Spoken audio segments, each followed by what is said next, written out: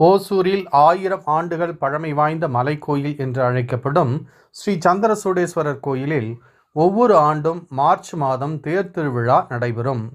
இந்த திருவிழாவில் தமிழ்நாடு மட்டுமின்றி கர்நாடகா, ஆந்திரா போன்ற பிற மாநிலங்களில் இருந்தும் ஆயிரக்கணக்கான பக்தர்கள் வருகை தருவார்கள்.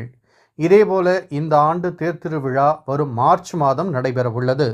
தேர் திருவிழாவின் போது தேரானது சுற்றி வரும் தேர்பேட்டை பகுதியில் ஒரு நாள் முழுவதுமாக மின்தடை அறிவிக்கப்படுகிறது.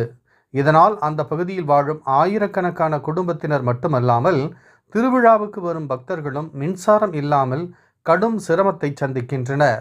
இதனை சரி செய்யும் வகையில் தேர்பேட்டை பகுதி முழுவதும் பூமிக்கு அடியில் மின்சார கேபிள்களை பதித்து தேர் திருவிழாவின் போது அங்குள்ள அனைத்து வீடுகளுக்கும் மின்சாரம் வழங்க வேண்டும் என அந்த பகுதி பொதுமக்கள் ஓசூர் மாநகராட்சி நிர்வாகம் மற்றும் மின்சார வாரிய அதிகாரிகளுக்கு கோரிக்கை விடுத்தனர்.